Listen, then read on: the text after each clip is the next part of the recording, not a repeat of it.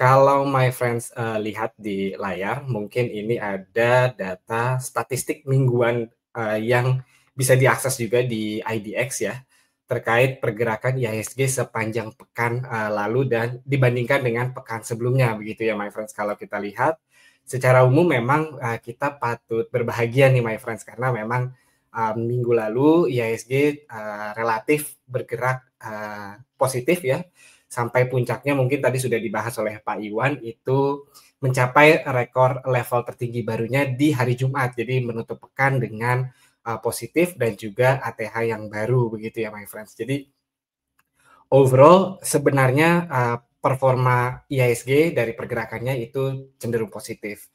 Tapi pertanyaannya apakah semua orang happy dengan kondisi IHSG saat ini atau pekan lalu begitu ya my friends? Kalau mungkin my friend sedikit jeli di bawahnya ini, saya zoom, ini ada data volume dan value dari IHSG 27 Oktober sampai dengan 7 November nih my friends. Secara kasat mata saja kita bisa lihat baik dari sisi volume maupun value-nya atau nilai transaksinya. Pekan lalu itu IHSG cenderung melambat ya my friends kalau kita lihat, dan ini memang cukup terefleksi dari rata-rata harian nilai transaksi IHSG, di mana kalau pekan sebelumnya lagi itu transaksinya rata-ratanya mencapai 22,6 triliun rupiah. Di pekan lalu di tanggal 3 November sampai 7 November rata-rata harian nilai transaksi IHSG itu hanya 17,5 triliun rupiah, artinya lebih rendah 22,46% ya my friends ya.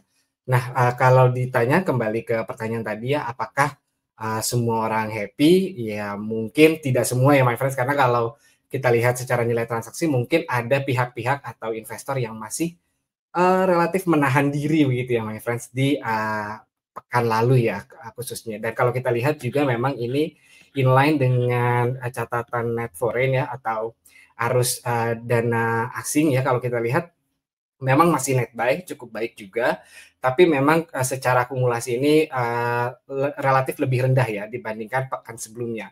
Itu kalau pekan sebelumnya di 5,5 triliun rupiah, kemarin cuma di 3,5 triliun rupiah. Nah, apakah ini kemudian membuat IHSG berbahaya begitu my friends? Ya, jangan langsung ke kesimpulan ya, karena memang sebenarnya nilai transaksi yang relatif lebih rendah ini tidak berarti bahwa IHSG kemudian risiko turunnya besar.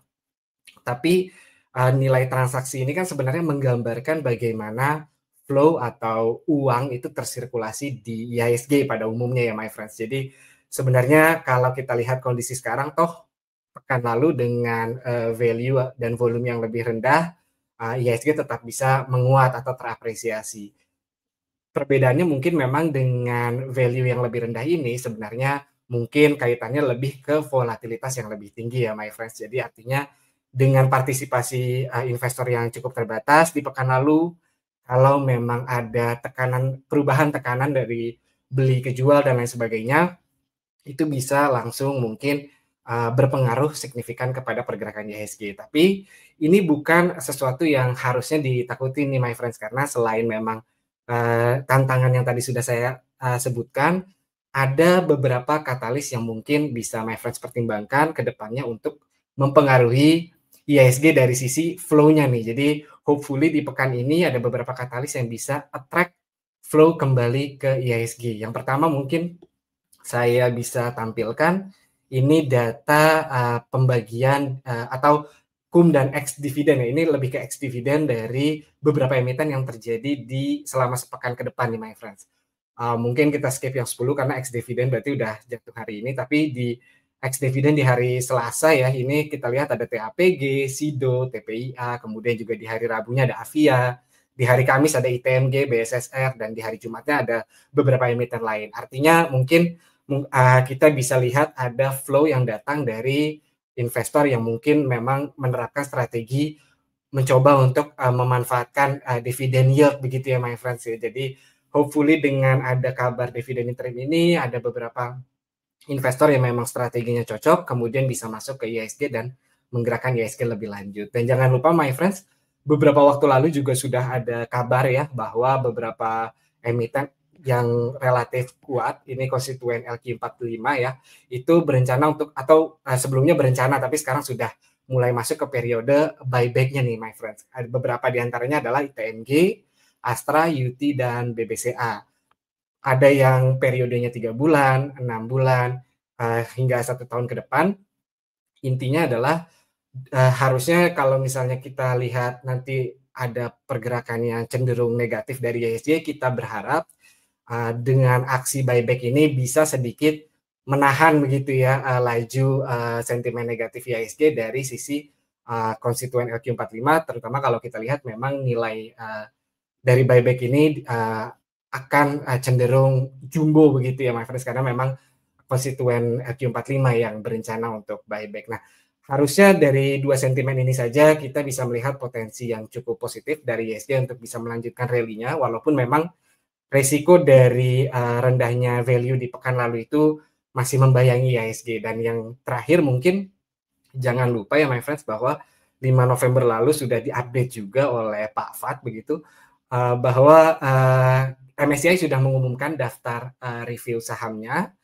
Dengan pengumuman itu juga sekaligus harusnya logikanya memberikan sedikit angin segar ya buat memulihkan kepercayaan investor untuk beberapa emiten di IHSG, terutama mungkin setelah pekan sebelumnya ada kabar atau informasi yang tersirkulasi terkait ya mungkin perubahan metodologi free float dan lain sebagainya yang masih harus dikonfirmasi.